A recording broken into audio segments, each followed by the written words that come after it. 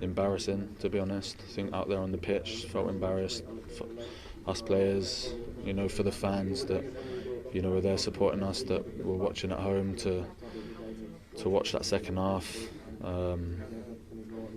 Can only apologise for that, and us as players, we have to own it. We have to stand up and accept that it was nowhere near good enough. It was completely unacceptable, and I'm sure they're hurting, but us as players, we're hurting a lot, and I think our standards have clearly dropped since we've won that trophy, and in the last couple of games we haven't been our normal selves, and we need to find what the good things that we were doing before and bring them back, because this hurts a lot, and it's really unacceptable what we did in that second half with mistakes, and we showed no personality, no mentality, and for a big team to come here, we need to be better. And yet, from my perspective at least, the first half is some of the best stuff we've played here for a long time. So it's hard to explain what happened after that. Yeah, that's why I think it's hard to find the words to explain that second half. I think first half, they always start fast, we know that. We dealt with that, and we had our chances.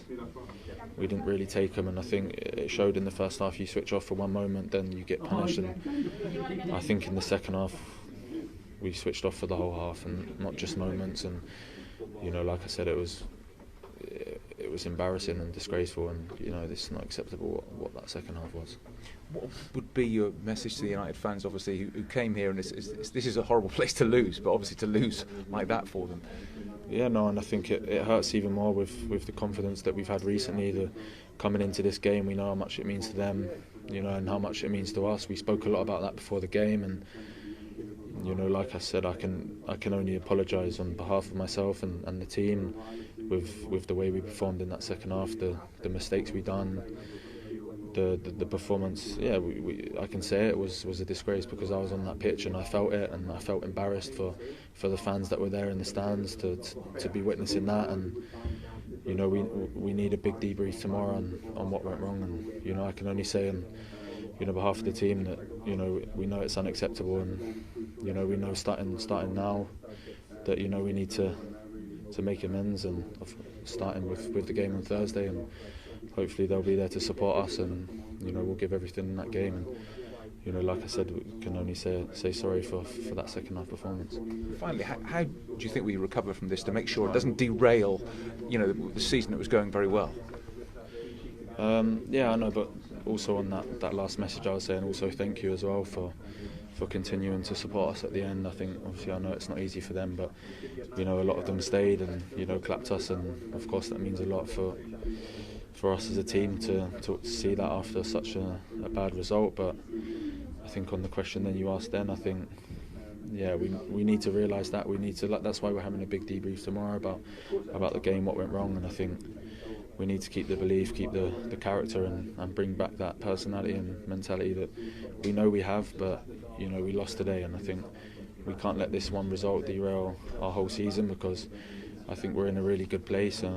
I think this can, it's another hurdle that we need to go over, and us as teams we'll climb over that, and I think we'll bounce back positively on Thursday night. I'm sure of that. Thanks for honesty. Cheers. Is it possible to explain exactly what happened there today? The standard was not at our level. That's why we didn't get anything from the game. I think first half we did really well. We controlled the game. We had the most chances probably. Liverpool find the goal.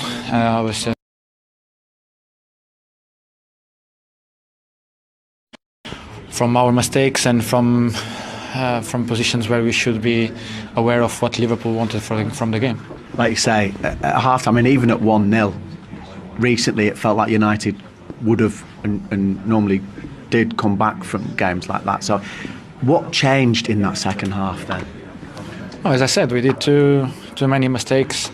That is not at our standard, our level, the level we used to be. We gave too much space away for them to counter. We knew how good they could be in a counter-attack. It's one of the best weapons that they have, and we didn't control that good enough. There's been an awful lot of games recently. There's been 4 matches since your last Premier League game alone. Is that starting to catch up now, the amount of games that are coming, and quite intense games as well, including that cup final? We can't use that as an excuse. If you want to play as for this top club, being in all the competitions, fight for all the competitions, we have to play all the games, and we have to want to play more and more often. So we can use that as an excuse. It's just our standard was not good enough, and that's it. So how do you stop this having a big impact on the rest of the season now? We had worse moments than this, and we came back from that. So it's obviously it hurts a lot. But it's still just one game. We lost 3 points. Even if he's doing with this kind of result, is again, as I said, as I always said, that big games don't give you more than 3 points, and obviously can get you all down of confidence and of everything. But the team has to have the belief, as always, because what we have done in the past has brought us into the position we are today, and this result can't change what is being our mentality.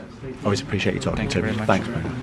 On that, in terms of, you know, what they could do in the summer financially, and maybe a player that they could bring in. There's a lot of talk of obviously Jude Bellingham and lots of players going for him, but I think getting in the top 4 gives them a really good opportunity to do that. And I think where they find themselves right now, I still can't believe how the games Liverpool have lost, the actual performances they put in, that they've still got a great chance of making the top 4. And there still is a long way to go, you have to say that. But Liverpool next week away at Bournemouth won't be easy, but it's a game you'd expect Liverpool to win. But after that, they've got a really tough week. We can see that. Obviously, the Real Madrid game, maybe I'm writing that off. Maybe people might get carried away and think there's a chance on the back of that. But I do think that's gone. But those City, Chelsea, Arsenal a week, that determines whether Liverpool are going to... Just like Graham said, listen, we have to take our medicine. We're losing 3. Listen, he's above...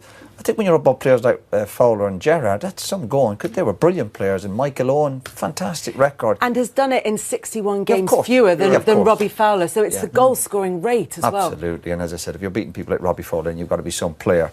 And obviously... Mo, Jordan, a record-breaking day. That is Liverpool's biggest ever win over Manchester United. What do you make of that? It was a fantastic day for everyone. I thought performance level from every single player was top quality today.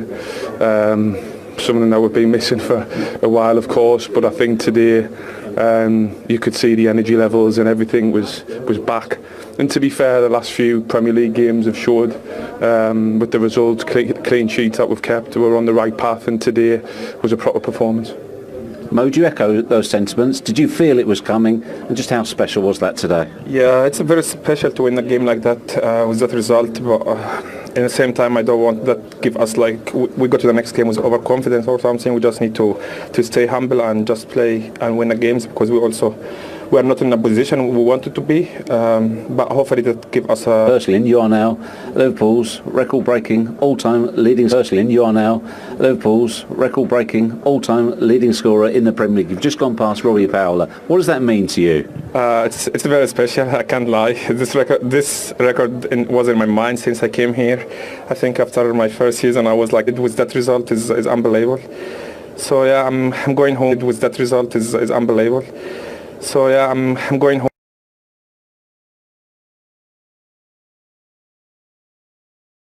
Foot, not many of them with your right foot, have they? Yeah, that was a good one. I think I just like innocent thing, like just shoot the ball. The ball was in a good position, so I just shot it one time, and yeah, I had like to go in the right direction. I mean, is it almost difficult to take in the magnitude of that result, that performance? 7.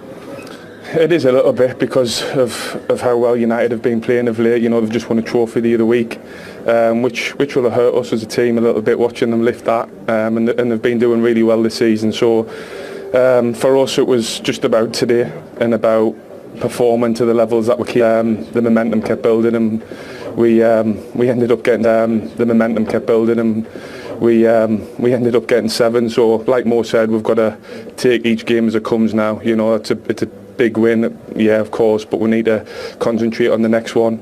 And I'm really happy for Mo, because it's not a coincidence that he gets these numbers. You know, he dedicates his life to football every single day, how hard he works. He's the first one in, last one out, and yeah, it's not a coincidence, so I'm delighted for him.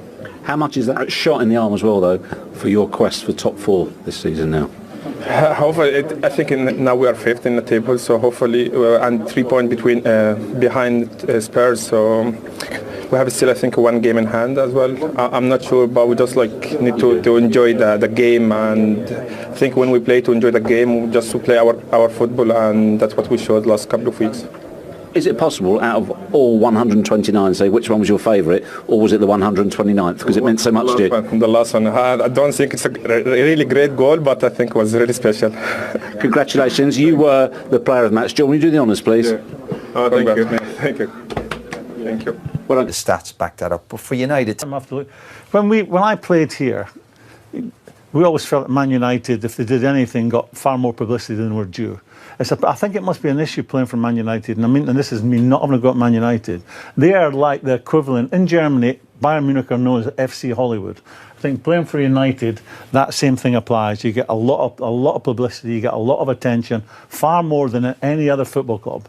And I think you have to have strong senior characters in the dressing room, and I'm sure you were that, Roy, to control that kind of behaviour. That people with lesser personalities, strong personalities, can get carried away with it. And that is a price in the ticket in playing for Man United. I think it's difficult at any big football club today, given the kind of attention, media attention, everything else that goes with being a professional footballer at the highest level. But I think at Man United, it's on another level, and that's something those players will have to learn to deal with. West Ham left them off the hook the other night. West Ham left them off the hook because they're not good enough. We said today when they came here, we went, if Liverpool are at it and they get their nose in front, the fans are very emotional here, they'll get behind them.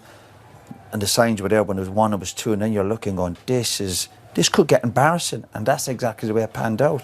And these are some really experienced senior players for Man United. You've got to get a grip of people. Well, let's hear from one of those players, and you named him earlier. Bruno Fernandes is with Jeff Shreves. No one was quite sure where he was going to play when he came here, and he's just been I've likened him to your dad. I think he's just like a false number 9 that sees a pass, cute as you like, and can score goals. De Gea was getting presentations last week. I wonder if he get a presentation for tonight. Giving up 7 goals like that, and he should save that last one as well. You can't don't let him off the hook as well with some of the goals. Do you think that he had it seems ridiculous given that he's conceded 7 goals, but do you think he had a particularly bad performance? Yeah. If you're a goalkeeper and you're an international goalkeeper, you concede 7 goals, then yeah, I'm pretty sure he'd be disappointed. Whatever the way he's controlling his back four defensively, some of the set pieces, some of the balls coming to the box, and that last goal there, just schoolboy stuff. More reaction to this game coming. You can lose a game, I said just in the dressing room, but not in a way where we lost second half. First half, I think we played very decent. I think it was not weird when we were up in half time because we created the better chances, and then just we make one organisation mistakes, and the second half is unprofessional. Can't happen, and we have to talk about that. Did 1 or 2 of your leaders in there let you down a little bit? Did they give up a little bit too easily? It was not about 1 or 2 players, it was the whole team. I saw 11 individuals losing their heads, not stick to the plan, and just let it come, and that is unprofessional, and that is not Manchester United. We have other standards, and that one of the standards we want to show. Is it fair to say that's your lowest day as Manchester United manager? Every defeat, no matter what, is worse, and especially when you lose at Liverpool, and we let the fans down, and so that's what me the most annoy. Not that you ever make excuses, but that's, I think, 20 games since Christmas. It's a lot of football. Is fatigue kicking in a little bit? No, nothing to do with that, because we can bring the performances 4 days ago, 7 days ago, so nothing to do with that. It's just about the head. And we know Liverpool is a cool transition team, and when you are 1-0 down, you can't lose your head, and just you bring them in transition moments. And we are not bringing the right decisions, not the cool defense actions in the transition. So, and that is unprofessional. And we have higher standards than that we showed today in the second half. Can I ask you, what did you say to the players at the end of the game? Are you the type of manager who shouts, or is now not the time for that kind of response? Of course, I did my talk, and we have to talk further on tomorrow. But also then, We have to strike under, and then we have to reset. And we bounce back many times before. Brentford, we did City. I'm sure our players are resilient and they can do that, and we will bounce back. Thanks for coming out, Erik. Appreciate that. Possibly tried that. It was the home game against Manchester City. Played an extra midfield player. I think Fred, Eriksen and Casemiro played in that game. I think today, looking at that and looking at games going forward, the manager will be thinking, I need to stop teams before I think about going toe-to-toe with these teams. And I think they'll have a better chance of not getting embarrassed anyway. It's difficult to watch that and not be embarrassed with the 7-0 result. Yeah, and it's the heaviest loss of Erik ten Hag's career as well. But on the other side, Liverpool were ruthless. They were clinical. They were. They scored virtually every chance in that second half. There were one or two other occasions, but they were pretty ruthless with whatever they got given. To say where'd you start? I mean, Gakpo was brilliant. Mo Salah breaking the record. But the overriding headline it's 7. I mean, you almost need to see it to believe it. It was stunning. And this is a Manchester United team that come into the game, you know, everybody raving about them. They're flying high. They're in all 4 competitions. Well, won 1 competition. They were still in 2 cup competitions. Maybe an outside chance of winning the Premier League. So they were coming here flying high, and the question marks really were by Liverpool's name. But that was just blown out of the water. And if there's ever a turning point for Liverpool, you know, to get back on track, then surely this is it. And in goals galore today as well. We didn't expect all of those goals, certainly, of course, in that fixture. 7 home, certainly, of course, in that fixture. 7 home wins on Saturday.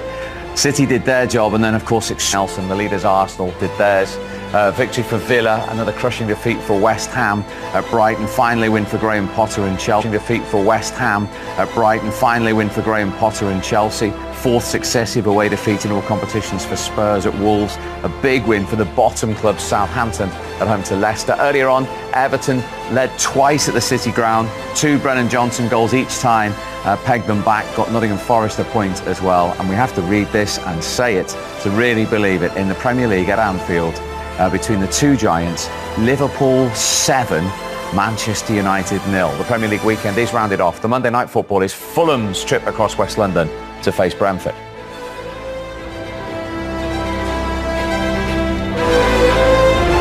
So, as well as that staggering scoreline and all the rivalry, it's vitally important for Liverpool in the top 4 chase as well. They're now just 3 off it with a game in hand on Spurs. They have played 1 more than Newcastle. They're a point ahead of Eddie Howe's side. United stay in 3rd position, 4 clear of Spurs, having played a game less. At 2-1 and 1-0, Everton were out of the bottom 3 earlier, and Leeds were in it, but that equaliser for Nottingham Forest means Sean Dyche's side are still in the drop zone on goal difference, level on points now with Leeds, just 1 off West Ham and 2 off Leicester. Forest up to 26 points.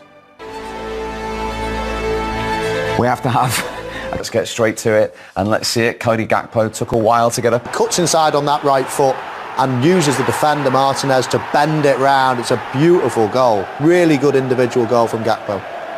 Yeah, it's a lovely finish, a good bit of movement and so good play by Liverpool really, and look, there's things we can pick out of it, of course we can from United's point of view, but I'm sure from Gakpo and Liverpool's point of view it's a really good goal. Yeah, and Gakpo's 3 goals in 4 league starts now. Right, United set up an organisation in this then, chaps. Well, first question, Scholesy.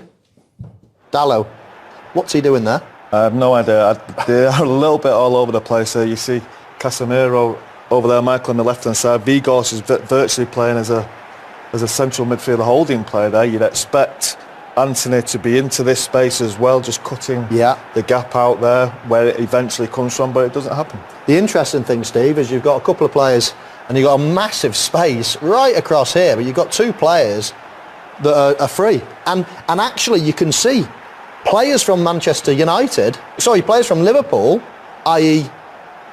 Nunez, Robertson, both pointing, saying, give the ball to Gakpo, he's on his own, let's forward it a little bit. Because eventually it doesn't go to Gakpo, it goes to Robertson, but there's 2 of them free because Dallo isn't marking any of them.